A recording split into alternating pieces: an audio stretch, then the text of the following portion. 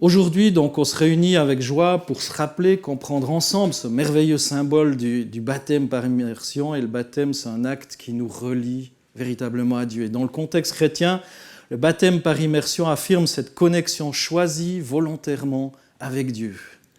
Et c'est une étape importante dans la vie spirituelle d'un croyant parce qu'elle marque son engagement envers Dieu et sa volonté aussi de suivre les enseignements de Jésus.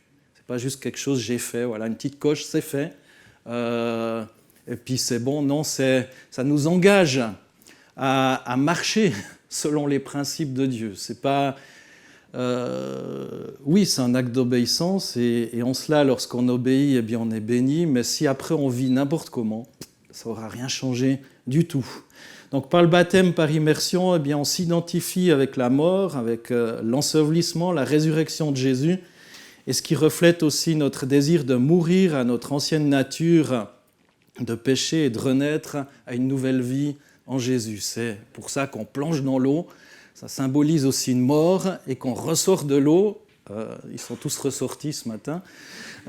Voilà, symbole aussi comme une vie nouvelle qui nous est aussi accordée avec le Seigneur. C'est aussi peut-être pour ça qu'on accorde une importance, c'est ce qu'on voit aussi dans la Bible, une importance à le faire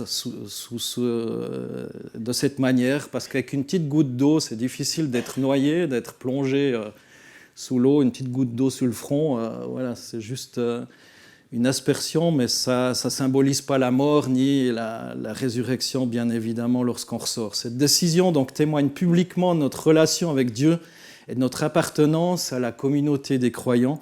Et le baptême par immersion, eh bien, c'est un acte de foi profondément spirituel aussi qui renforce notre connexion avec Dieu et nous rappelle aussi notre position en tant qu'enfant bien-aimé de Dieu. On n'est pas un numéro, c'est pas qu'on appartient à une religion tout à coup, mais on devient des fils et des filles. Et il y a un sage qui disait que le but de toute religion, en principe, ça serait de ressembler à celui que tu adores. Et je crois que de pouvoir dire te ressembler Jésus, c'est mon espoir suprême. Penser, agir, aimer toujours plus comme toi devrait être aussi un vœu de vouloir ressembler à celui qu'on adore, de lui obéir. Et c'est pour ça qu'un enfant de Dieu va se détacher de son ancienne vie, de ses anciennes pratiques, des pratiques que la Bible condamne. J'aimerais vous montrer un petit témoignage avant de poursuivre, témoignage de Jacqueline Frézard. Il y a du son aussi à mettre qui va passer. Une femme qui était guérisseuse et qui faisait des choses, qui croyait que c'était bien. Et finalement, elle a compris que la seule personne vers laquelle se tourner, c'était Jésus. Voilà.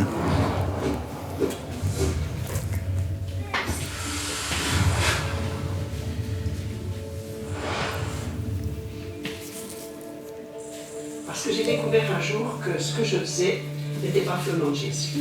Je m'appelle Jacqueline Frézard-Wunsch, je suis née à Cornimont dans les Vosges. Effectivement, j'étais guérisseuse, je faisais ce qu'on appelle en Suisse le secret. En France, ça s'appelle la magie blanche. Je faisais le secret contre l'arthrose, j'étais la seule du Jura suisse. C'est une prière à un mort qui devait se faire en vieille lune. Je faisais le secret contre les verrues, je devais frictionner avec une colle de lard, c'était aussi en vieille lune. Et puis, je faisais le secret par téléphone contre les brûlures, en faisant une prière qui commençait par les mots « Feu de l'enfer, éloigne-toi ». Et ça marche. Il y avait des conséquences. Dès que j'avais fait le secret, par exemple, à un genou, le lendemain j'avais mal au genou. À un coude, le lendemain j'avais mal au coude. Les gens étaient guéris pour 3 mois et devaient revenir. Mais surtout, il n'y avait plus de paix dans la maison. Je ne me rendais pas compte qu'en évoquant un mort, qu'en évoquant le feu de l'enfer, j'amenais chez moi, dans ma maison, des présences qui venaient envahir ma chambre. La nuit, j'amenais de la tristesse, comme un début de dépression, un divorce. Un neveu priait pour moi et il me disait si t'arrive quelque chose, tu cries Jésus. J'étais tellement confrontée à ces ténèbres qu'un jour j'ai dit Jésus, est-ce que vous existez? J'ai eu une révélation, j'ai vu une colline, il y avait une grande croix. Jésus n'était plus sur la croix, mais il était sur cette colline. Il était tellement lumineux, tellement rempli d'amour, tout de lumière. Son regard, son sourire, c'était l'amour, l'amour. Je suis tombée à genoux et je disais Jésus, Jésus. Ma vie a changé depuis le jour-là. Quelques mois après, je lui ai donné mon cœur, ma vie. Et puis, un soir, j'ai fait 6 crises d'asthme. J'étais asthmatique depuis l'enfance. Et ce jour-là, j'ai crié Je veux pas mourir, je veux connaître le bébé que ma première fille attend. Et je suis tombée par terre. Je suis allée dans une église où on a prié pour moi au nom de Jésus. Ce que je ne faisais pas. J'ai découvert plus tard, dans la parole de Dieu, que c'était écrit dans Deutéronome 18:10, qu'on ne trouve chez toi personne qui invoque les morts, car je les offre en abomination. Je suis rentrée à la maison, j'étais guérie d'assez toutes les années. Et c'est là que j'ai compris que le nom de Jésus m'a guéri, mais tout le reste n'a pas guéri une personne guérie. Ça a guéri même mon couple, mon mari m'a fait ma guérison, m'a demandé un mariage, elle s'est remariée après des années de divorce, et ça a changé ma vie.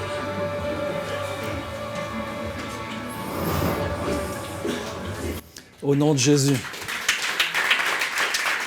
Au nom de Jésus. Dans 2 Corinthiens 5, 17 à 21, c'est vrai que tout ça peut nous paraître un peu fou, mais la Bible est très claire. La Bible nous dit « Si quelqu'un est en Christ, il est une nouvelle créature, les choses anciennes sont passées, voici toutes choses sont devenues nouvelles. » Et tout cela vient de Dieu qui nous a réconciliés avec lui par Christ et qui nous a donné le service de la réconciliation. Et le secret là, c'est d'être en Christ. Si quelqu'un est en Christ, car Dieu était en Christ, réconciliant le monde avec lui-même, sans tenir compte aux hommes de leurs fautes, et il a mis en nous la parole de la réconciliation. Nous sommes donc ambassadeurs pour Christ, comme si Dieu exhortait par nous. Nous vous en supplions au nom de Christ, soyez réconciliés avec Dieu. Celui qui n'a pas connu le péché, il l'a fait devenir péché pour nous, afin que nous devenions en lui justice de Dieu. Paul affirmait encore dans Romains 10, 9 à 10, « Si tu confesses de ta bouche le Seigneur Jésus, et si tu crois dans ton cœur que Dieu l'a ressuscité d'entre les morts, tu seras sauvé. Car en croyant du cœur, on parvient à la justice, et en confessant de la bouche, on parvient au salut, selon ce que dit l'Écriture. » Et ce matin, on a entendu ces témoignages où ils ont confessé le nom de Jésus. Ils ont confessé leur appartenance à Christ. Et ce n'est pas une église, ce n'est pas le fait de venir ici que ça va sauver les gens, ni dans une autre église, peu importe. Ce n'est pas l'église qui va sauver qui que ce soit. C'est le fait de confesser le nom de Jésus-Christ. Et la parole est très claire. Et comme j'ai dit, la clé là-dedans, c'est d'être en Christ. Si quelqu'un est en Christ, il est une nouvelle création ou créature. Et c'est important d'être véritablement en Christ. Si on n'est pas en Christ, eh bien, on n'est pas chrétien, tout simplement. On n'est pas chrétien.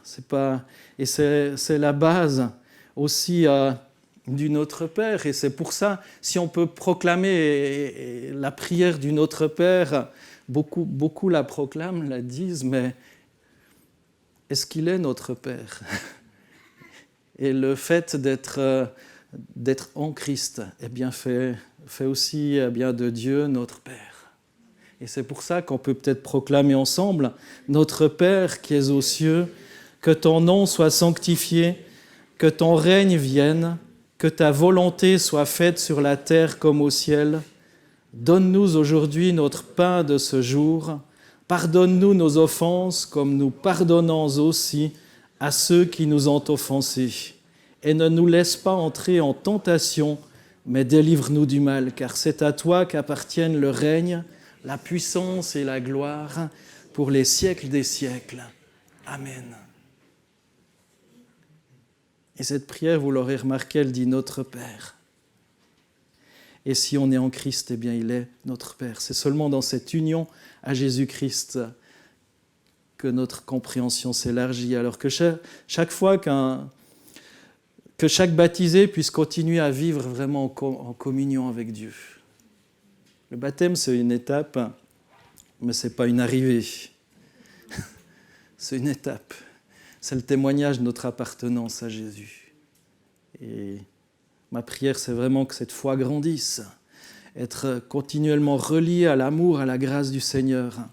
Et c'est bon de préciser encore que le baptême par immersion, c'est une pratique biblique qui trouve ses racines dans les enseignements de Jésus lui-même. Et on lit dans Matthieu 3, 13 à 17 que Jésus lui-même s'est fait baptiser. Alors Jésus vint de la Galilée au Jourdain.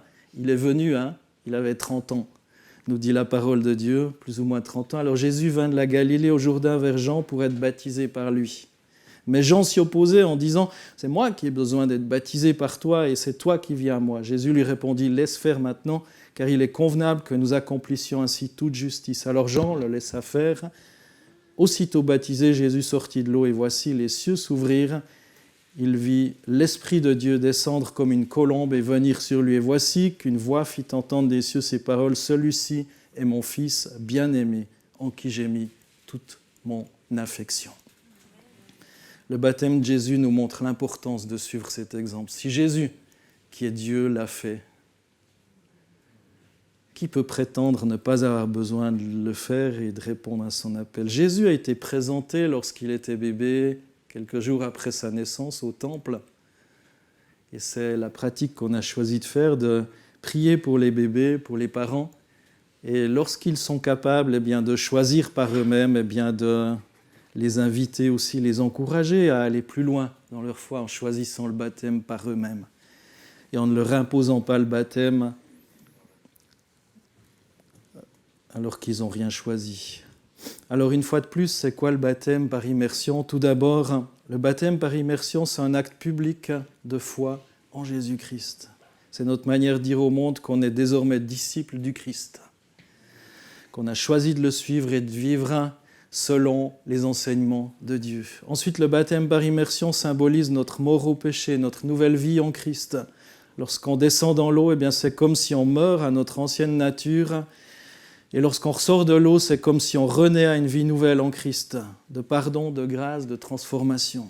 Le baptême par immersion est encore également une démonstration publique de notre relation avec Jésus. Ce n'est pas quelque chose qu'on vit en catimini, en cachette, mais étant plongé dans l'eau, on montre au monde qu'on est unis avec Christ dans sa mort et sa résurrection. Et c'est un appel puissant de la grâce infinie de Dieu qui nous sauve et qui nous transforme. Et enfin, le baptême par immersion, c'est encore un moyen de témoigner de notre foi devant nos frères et sœurs en Christ, notre famille, nos amis. C'est une occasion de partager notre histoire de vie transformée par la puissance de l'Évangile. Aujourd'hui, il y a des gens qui se réjouissent pour des matchs de football ou des matchs de tennis. On célèbre notre joie pour une équipe qui gagne. Pourquoi on ne le ferait pas aussi pour dire qu'on a trouvé le plus beau des trésors? C'est Jésus-Christ. Pourquoi on aurait honte de témoigner de notre appartenance à Jésus, qui a agi dans nos cœurs, dans nos vies? Et ces témoignages qu'on a entendus, personne ne peut dire « c'est pas vrai ». C'est ce qu'ils ont vécu, c'est leur vie. Et c'est comme ça qu'ils ont été touchés.